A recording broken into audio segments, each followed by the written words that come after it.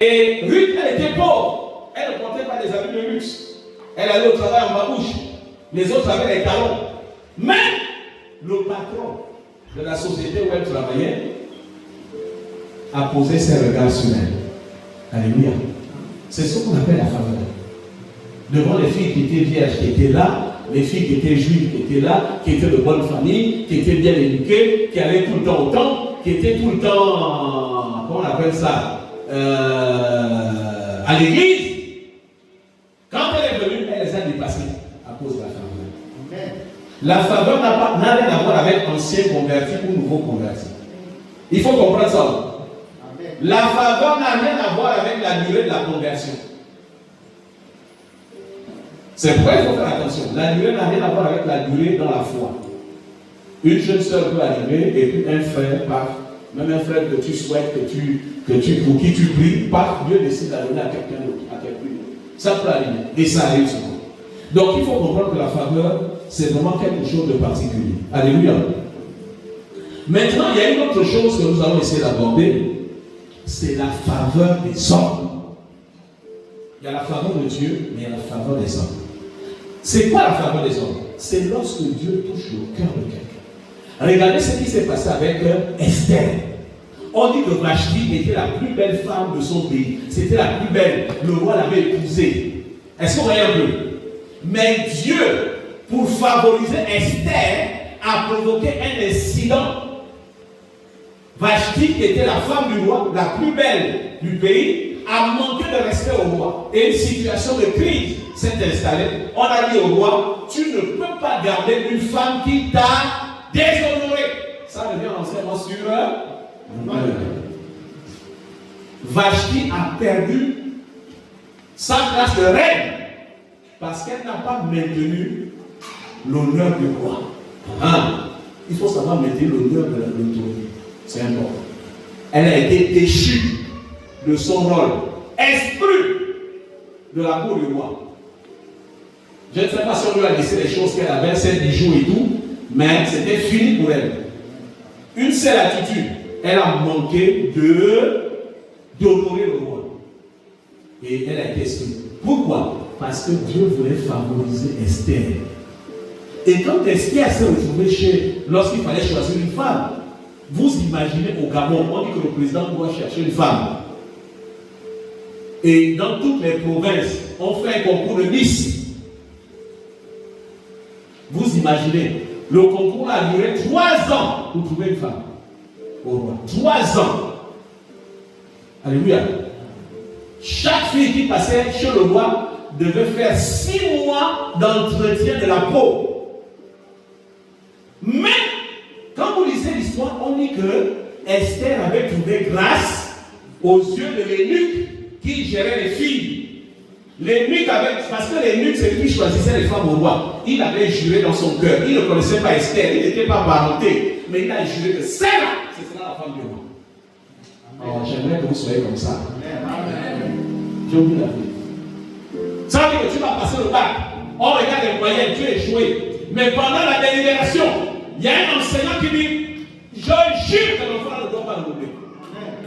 Donnez la moyenne. Alléluia. Ton proviseur va dire, sinon je fais un scandale. Tu n'es même pas au courant, tu attends les résultats. C'est ce qu'on appelle la faveur. Alléluia. La faveur des hommes est importante. Parce qu'elle découle de ce que Dieu veut nous accorder. Je ne sais pas ce que ce monsieur-là avait. Je ne sais pas.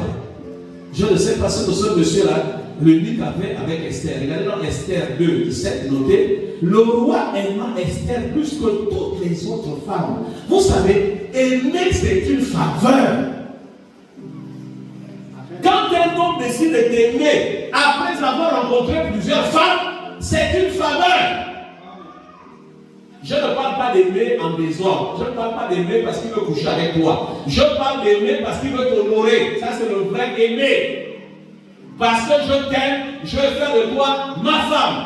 Même s'il faut attendre 1 an, je ne te touche pas parce que je respecte ton corps. Ça, c'est le vrai aimer. Parce que comme je l'ai dit quelque part il y a quelques jours, le trophée d'une femme, c'est son corps. Si son corps est déshonoré, c'est terminé. Il y a beaucoup de choses qui se perdent. Donc on dit que le roi aima Esther plus que toutes les autres femmes. C'est une faveur. Donc Dieu a touché le cœur du roi pour qu'Esther devienne reine. Donc, s'il n'y avait pas le roi, Esther ne serait jamais reine. Dieu va toujours utiliser quelqu'un pour que sa faveur se manifeste. Notez que la faveur de Dieu se manifeste au travers d'un homme, de quelqu'un. Qu'est-ce qui fait que dans une entreprise, vous avez 5 personnes qui ont le même diplôme? Ils répondent à tous les critères. Mais il y a un qui est choisi. C'est la loi de la faveur. C'est la loi de la faveur. C'est la loi de la faveur. Je vais vous dire quelque chose. Et ça va peut-être vous choquer, mais c'est la vérité. Qu'est-ce qui fait que par hasard, tu vas postuler quelque part et c'est un cousin que tu trouves? C'est les lois de la faveur. Oui. Tu vas faire un entretien et tu découvres que, et ça c'est des fois choquant, tu es en France, tu fais un entretien, il y a des Sénégalais, il y a des Roumains, il y a des Américains, et puis le blanc qui te fait l'entretien est né au Gabon. Son père était coopérant. Vous pensez que c'est le hasard? C'est la faveur de Dieu. Oui, c'est la faveur de Dieu. Il y a des choses qui se passent, qui sont dans l'ordre de la faveur. Et j'en dis une chose qui est très important. Quand vous n'honorez pas Dieu, vous avez des problèmes au travail, vous avez des problèmes dans le couple, vous avez des problèmes partout, même dans la famille. Mais dès que vous honorez Dieu, dès que vous avez une bonne relation avec Dieu, alors la faveur de Dieu descend sur vous. Les problèmes que tu as avec ton chef disparaissent, les problèmes que tu as avec tes frères disparaissent, les problèmes que tu avais avec ton mari ou ta femme disparaissent. C'est le principe de la faveur. Ton mari ne te donne jamais l'argent. Un matin, il se réveille. Bon, chérie, on avait une prime. Tu n'es même pas au courant qu'il a eu la prime. Et il décide de te donner la moitié. Vous pensez que ça vient par hasard? Un père qui décide un matin de te donner son argent. C'est la loi de la faveur. Alléluia. Dis à quelqu'un, il faut qu'on marche avec le principe de la faveur. Maintenant, comment on cherche la faveur? C'est là que c'est important et c'est là qu'il faut noter. Comment rechercher la faveur de Dieu et des hommes? La première chose, c'est de vivre dans l'intégrité. Proverbe 22, 1. Notez, Proverbe 22, 1. La faveur est meilleure que l'or. Pourquoi? Parce que la faveur va t'amener de l'or. Donc la faveur est au-dessus de l'or. Et la grâce vaut mieux que l'argent. Donc ça veut dire que c'est la faveur qui amène tout. Donc il faut bien avoir la faveur va t'amener de l'or, va t'amener de l'argent, va t'amener toutes ces choses. Donc, puisque la faveur amène tout, il faut que ma relation avec Dieu soit une bonne relation. Alléluia. Il faut que je sois juste, honnête et loyal en faveur de Dieu. Il faut que je sois engagé dans l'église, il faut que je sois fidèle dans les offrandes, il faut que je sois fidèle dans ma Bible. La Bible et les offrandes, vous n'enrichissez personne. Vous cherchez la faveur de Dieu. Si quelqu'un te dit ne donne pas la Bible, il te pousse à ne pas bénéficier de la faveur de Dieu. Je vous dis la vérité. Vous pensez que moi je gagne combien? Moi j'ai toute ma famille en France, j'ai 2 enfants aux États-Unis. Vous pensez que je suis mieux payé que mes collègues? Je suis retraité. C'est la faveur de Dieu.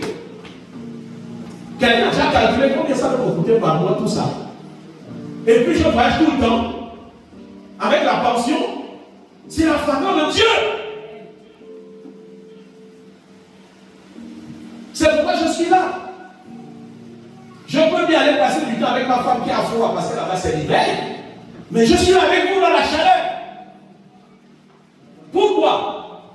Parce que c'est lui qui va donner la femme, qui va donner les enfants. Donc Dieu passe avant. C'est quoi ces chrétiens? Dès que tu es marié, tu ne viens pas à l'église, tu ne veux plus servir au Seigneur, tu ne veux plus être chante. Être chante, c'est pour les enfants. Ah bon?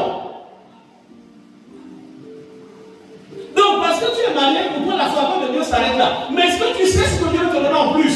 Est-ce que tu sais ce que tes enfants doivent devenir? Et toi, tu as la faveur au niveau du mariage. Or, la faveur doit atteindre les enfants qui vont devenir ministres, qui vont devenir présidents, qui vont devenir directeurs généraux. Mais toi, tu arrêtes la faveur de Dieu au niveau de ta petite bénédiction. Dis à quelqu'un, arrête de marcher avec une petite bénédiction. Le Dieu qui donne aujourd'hui peut donner plus demain. Alléluia. Vous n'avez pas vu que les gens de la Bible, Abraham, Isaac, Jacob, ils cherchaient la faveur de Dieu pour leurs enfants. Quelle est cette génération de parents où votre vie chrétienne ne s'arrête, la vie s'arrête à vos intérêts, on va dire ça quoi? Temporels. Petit égoïsme de la vie. Non. Est-ce que vous savez pas que la réussite d'un enfant, c'est la gloire d'un parent? Vous savez ce qu'un enfant peut vous apporter? Vous n'imaginez pas. Imaginez que votre fille épouse le président de la République. Vous n'imaginez pas. Il y a des papas, parce que leur fille a épousé le président leur donne au moins 50 millions par mois. Parce que seulement ta fille a épousé le président. Vous pensez que ce n'est pas une bonne chose? Ce n'est pas une bonne chose. Occupe-toi bien de tes enfants. Dis-le à quelqu'un. Va récupérer l'enfant qui est ailleurs. Il y a l'argent dedans. Ne permets pas à quelqu'un d'élever tes enfants. Non, élève tes enfants. Pourquoi? Parce que l'enfant se souvient toujours de celui qui l'a élevé. On a vu les enfants, le mariage, le papa assis derrière. C'est le papa qui a élevé l'enfant qui prend la date. Alors, moi j'ai élevé ton enfant parce que tu as abandonné sa mère. Moi je l'ai élevé jusqu'à lui payer les études jusqu'en France. Ça donne c'est 10 millions, je ne te donne rien. Tu vas manger, tu vas boire, c'est tout. Ben oui, tu n'as droit à rien. Attends, parce que les enfants oublient le mal que vous leur faites. Vous savez ce que ça coûte à un enfant de vivre sans père, sans mère? Vous savez ce que c'est? Nous, on a vécu des situations où le père disparaît, 3 mois, c'est déjà lourd. Vous ne savez pas de quoi manger. Qu'est-ce qu'il faut manger, maman et mère au foyer? Papa disparaît, il est dans ses boulot, et maman est obligée de se battre pour aller chercher du boulot. Frère, il y a des choses, oui c'est vrai, il faut honorer. Oui, il vient à mon mari s'asseoir derrière, mais c'est pas lui qui prend l'honneur. Non, je l'honore parce qu'il est assis. Oui, je l'honore parce que je l'invite à mon mariage.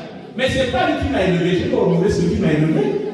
Pose la question à celui qui est à côté de toi, c'est normal ou c'est pas normal?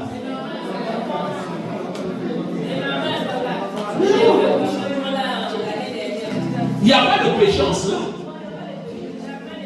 Oui. Plus je le sais que je ne parle pas, peu importe celui qui l'a voulu. Ah, vous voyez? C'est normal. Alléluia.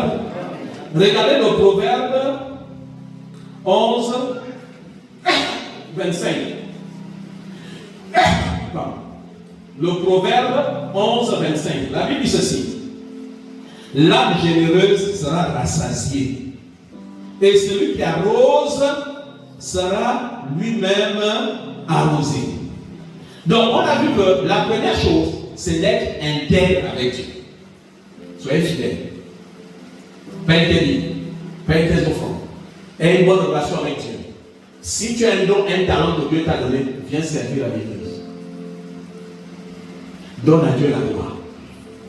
La deuxième chose, la Bible dit, dans le proverbe 11, 25, l'âme généreuse sera arrosée, et celui qui arrose sera arrosé.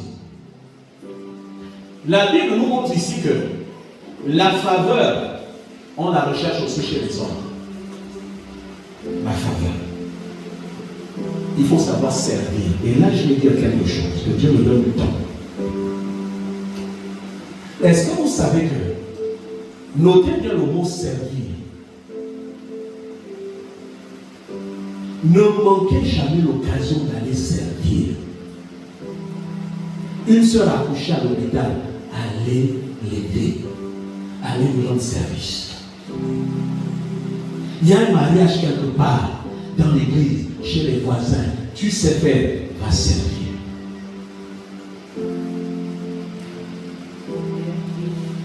Moi, j'ai rencontré ma femme dans un mariage chrétien.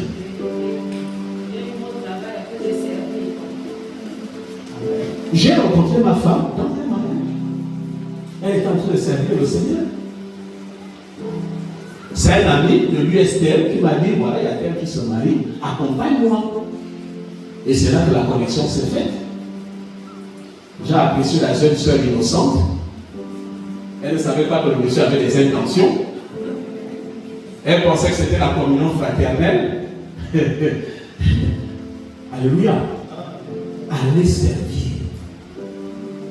Vous les chrétiens, là, vous êtes trop enfermés dans l'église. Il y a des cérémonies dans la famille. Allez servir. Il y a un mariage quelque part. Allez servir. Moi, j'ai un ami qui a trouvé du travail. Vous savez comment? Avec le sport. Il ne trouvait pas du travail et il était moniteur de sport, Club Santi, à Libreville. Comme il savait jouer au tennis, il avait fait des études en France, donc il savait jouer au tennis. Et puis un jour, puisque ses parents n'avaient pas les moyens, donc il faisait des cours de tennis pour gagner un peu d'argent. C'était difficile. Il vivait chez ses parents, ça lui permettait au moins de ne pas demander l'argent de poche aux parents. Bon, vous savez, les clubs Santi, quand tu es moniteur, on peut te donner par mois 150 000. Bon, pour quelqu'un qui est en activité dans la vie, c'est rien. Et puis un jour, la loi de la grâce, c'est le directeur général de la SEG de l'époque, M. Abandina, ce n'est pas un secret, qui venait prendre ses cours de tennis. Et ce jour-là, le moniteur qui devait le prendre a eu un empêchement. Et le responsable de l'institution a dit, bon, le jeune qui est là, c'est vrai, bon, c'est un nouveau, il sait jouer au tennis, mais il apprend encore à apprendre aux gens à jouer. Il va s'occuper de vous. Frère, il a donné les cours au directeur général. On ne sait pas ce qui s'est passé dans le cœur du directeur général. Après le juge dit, ah, mais j'ai mieux appris aujourd'hui qu'avant. Il dit, mais qu'est-ce que tu fais? Qu'est-ce que tu fais? Il dit, non, je suis au chômage. Ah bon? Il dit, demain, tu le mets tout est douce. Demain! Il est passé de moniteur à chef comptable. Par le sport. On appelle ça la loi de la loi de la faveur.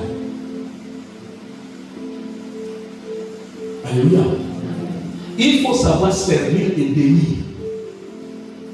Quand tu vas rendre service à quelqu'un, tu le sers, mais tu le bénis aussi. Et Jésus a dit, allez rendre service à des vieilles personnes. Vous savez pourquoi? Je vais vous donner un secret. Retenez ce aujourd'hui, notez-le. C'est dommage que c'est filmé parce que d'autres vont aller plus vite que vous. En réalité, une vieille personne, il y a des choses qu'elle va accomplir dans sa vie qu'elle n'a pas réussi à faire. Donc quand elle te bénit, elle te transfère ça.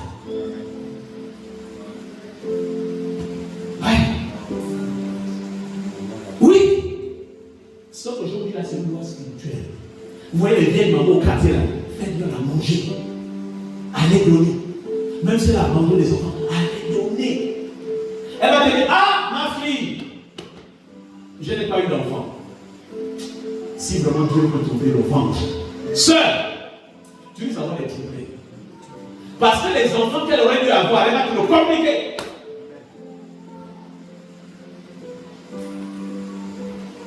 À l'époque, les grands-mères faisaient ça. Elle dit, amène-moi mes petits-fils. Il veut leur communiquer ce qu'elle n'a pas réalisé.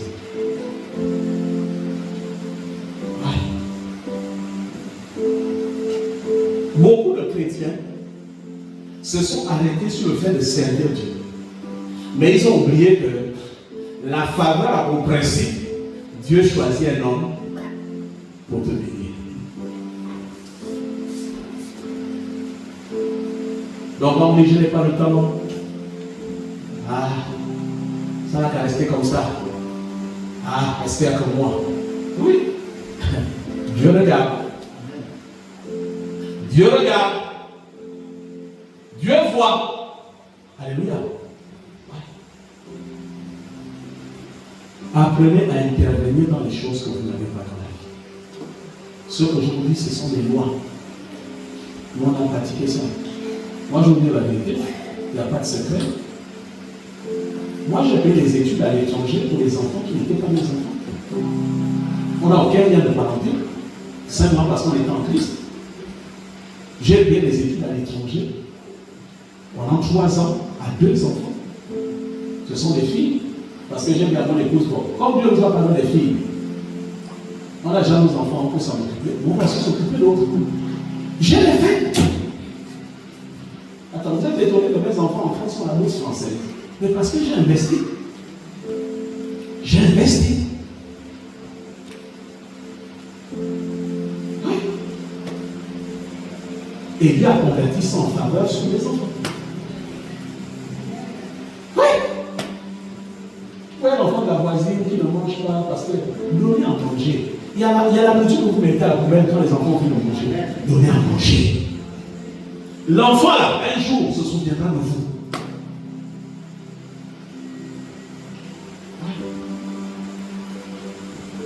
C'est important. Et je voudrais même vous dire une chose. Les malheurs que vous avez subis dans la vie n'annulent pas la faveur de Dieu sur vous. Prenez toujours le cas de Joseph. Ses frères le détestaient. Ses frères l'ont vendu. Mais ça n'a pas annulé la faveur de Dieu sur sa vie. Ne pensez pas que votre vie est finie parce qu'il y a des événements malheureux qui sont arrivés dans votre vie. Niet. La faveur de Dieu n'a pas de limite. Alléluia.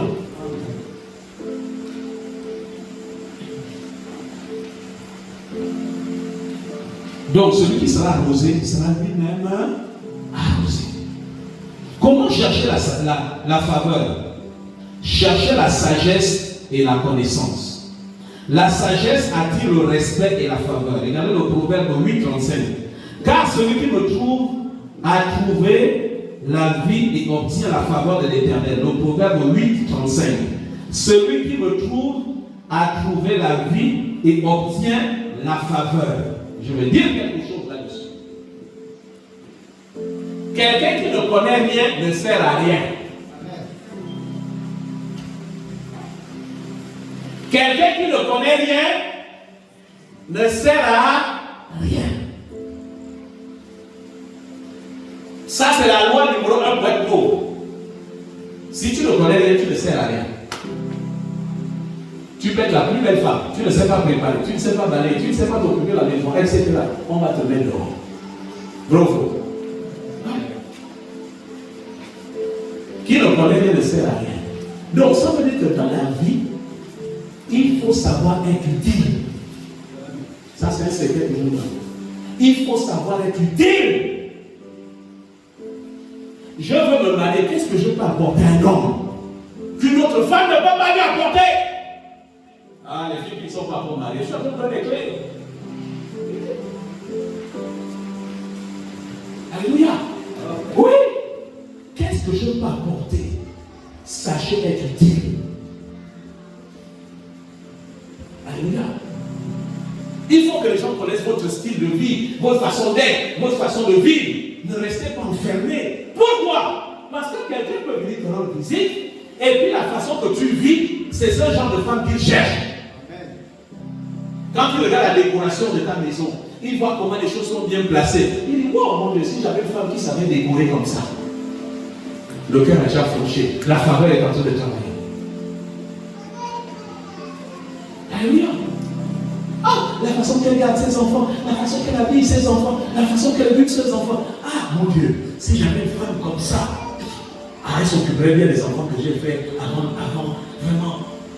La faveur est en train de travailler. La faveur est en train de travailler. Il y a quelqu'un fait travailler la faveur. Sois utile. Sois serviable. Beaucoup de chrétiens pêchent. Parce qu'eux-mêmes annulent la faveur que Dieu met dans leur vie. Je vous dis la vérité. Je vous dis quelque chose. Si votre chef ne vous aime pas, c'est un problème. S'il ne vous aime pas parce qu'il veut coucher avec vous, ça c'est un autre problème. Mais s'il vous reproche la façon de travailler, le fait de venir en retard, etc., vous avez un problème. C'est un mauvais témoignage. Il faut corriger ça. Oui. Un chrétien doit être serviable. Quand je vous prends un exemple, il n'y a pas de secret. Moi j'avais un chef. Il m'appelle à l'aéroport. Il me dit, Pierre, est-ce que tu peux dire au chauffeur de venir me chercher? J'ai dit, ok, il n'y a pas de souci. Moi-même, je prends la voiture, je vais le chercher. Il faut savoir chercher la femme. Hein? C'est un style de femme. Il faut aller lui demander. Moi-même, je prends la voiture, je vais le chercher. Les chrétiens, vous n'avez pas cherché la faveur de vos chefs. Après, vous n'avez pas de promotion. Vous accusez, on ne m'aime pas, etc. Mais la faveur, ça se cherche. C'est l'anniversaire de ton chef. Tu ne parles même pas. Tu ne lui prévois même pas un cadeau. Mais vous ne savez pas que le cadeau corrompt le cœur. Vous ne savez pas ça. C'est pas ce que dit la Bible. Mais comment tu veux que ton chef te soit favorable lorsque les événements importants de sa vie, tu n'es pas présent? Amen. Tu vas dire, oh non, moi je suis chrétien. Hein? Je ne vais pas là-bas. Mais voilà. Après, celle qu'ils allaient préparer chez le chef, elle va te déplacer.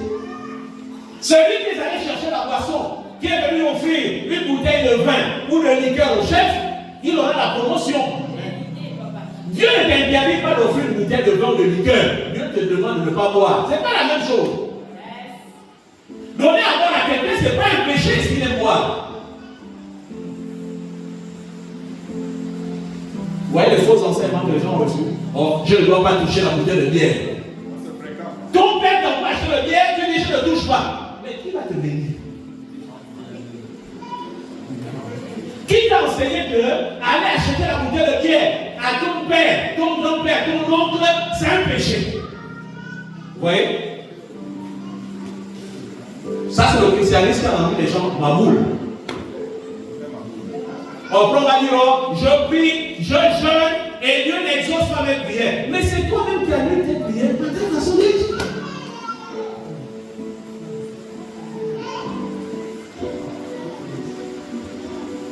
Vous savez, comme dans une famille, vous savez, il y a quelque chose que j'ai vécu, ça m'a beaucoup marqué avec ma mère lorsqu'elle partait, lorsqu'elle sentait de...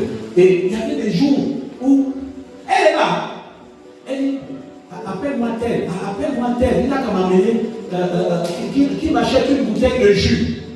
Oui, elle veut libérer quelque chose avant de partir. Elle veut libérer. Beaucoup d'entre nous, on est passé à côté de la vérité. Moi, je suis resté avec moi. Vous savez, je vais vous dire une chose. Dès que ma mère est tombée malade, j'ai pris la retraite anticipée. Parce que je voulais être là lorsqu'elle allait mourir. Je voulais écouter les dernières paroles. Dieu m'est témoin, ma petite soeur dit encore, tous les soirs, avant que je ne rentre à la maison, est-ce qu'il n'y a pas autre chose à me dire? Elle me dit, il faut faire ça, il faut t'occuper de tel. Et ce qu'elle insistait toujours, prends bien soin de la fille d'autrui, comme elle est mariée. Prends soin des enfants. Et puis il y avait d'autres choses, telle personne, il faut faire ci, il faut faire ça. Les dernières paroles.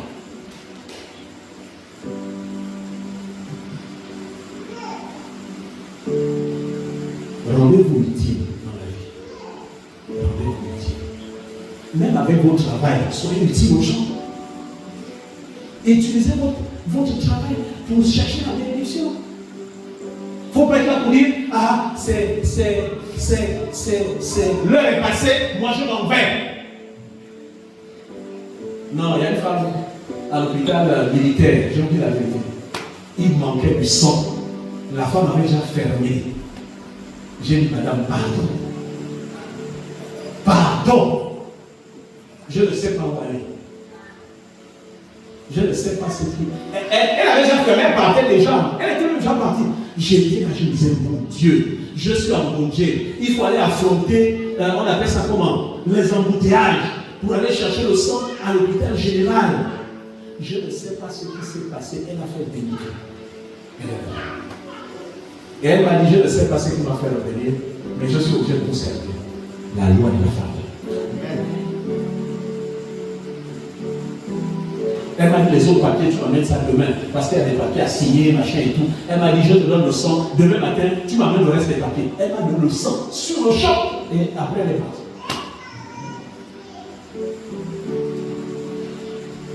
Cherchez la faveur de Dieu. Les gens qui vous enseignent des faux trucs, faites attention. On ne paye pas la Bible, on ne paye pas le franc, oh machin. Regardez, vous venez ici à l'église. Vous dites, mais qu'est-ce que je peux faire pour Dieu ici? Allez, je mets les belles vitrines ici. On ne paye pas. Tu as un gros marché de 350 millions. Vous pensez que ça tombe du ciel? 350 millions, c'est réservé pour les francs-maçons. Toi, tu es chrétien, tu te prends un marché de 350 millions. Tu penses que ça vient d'où? C'est Dieu qui a imposé la loi de la faveur. Tu peux dire, allez, je repère cette maison. Allez, je termine la maison qui est là-bas. Allez, j'arrête d'abord les travaux de ma maison. Allez, j'amène tout le matériel. Parce que je cherche la faveur de Dieu. Tu viens, tu termines. Paf! Dieu va se battre. Moi, je vous le dis tout le temps. Vous savez que chaque fois que je viens à mon appartement, c'est un sacrifice. C'est une offrande. J'ai envie de la vérité. Je paye le prix. Donc, le mec, on voit les BX, ne voyez pas sur le franc-maçon, c'est la loi de la faveur. Alléluia. Oui. Donc, vous allez apprendre que mon fils est à côté du président. C'est la loi de la faveur. Alléluia. On va s'arrêter là ce soir, puisque ça a déjà sonné. Est-ce que tu peux te lever? J'aimerais que tu parles à 2 ou 3 personnes, tu te déplaces, tu dis frère, marchons dans la loi de la faveur. Non, dis-le à quelqu'un, déplace-toi, déplace-toi.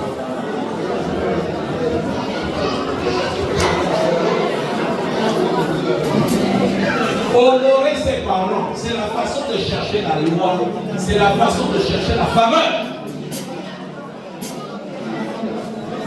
On ne peut pas prospérer sans faveur, c'est faux.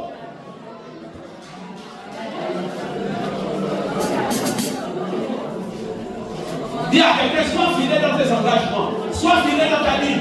Ne viens pas à l'église sans faire une offrande, sois fidèle. Ne manque pas l'occasion d'attirer la faveur de Dieu. Ne manque pas l'occasion, tire la faveur de Dieu.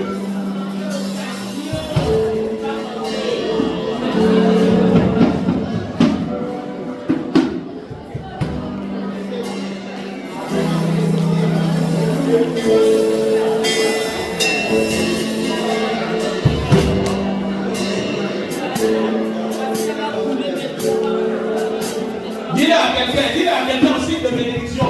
Bénis. Parce que la Bible dit que nous devons apprendre à servir et bénir. Bénis un frère, bénis une soeur. Bénis sa santé, bénis son mariage, bénis ses enfants, bénis ce qu'il fait, bénis la maison qu'il est en train de construire. Bénis, bénis, bénis, bénis. Dis un frère, une soeur, merci pour ce que tu es pour moi dans la foi. Merci pour ce que tu m'apportes dans la vie chrétienne. Dis à ton pasteur, dis au pasteur, merci. Merci pour ce que tu nous enseignes ici avec nous. Je reçois, je reçois. Je reçois. Je reçois.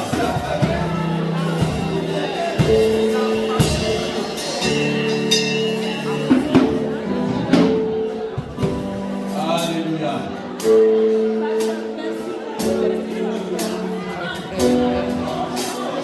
La faveur de Dieu s'appelle aussi sa bienveillance.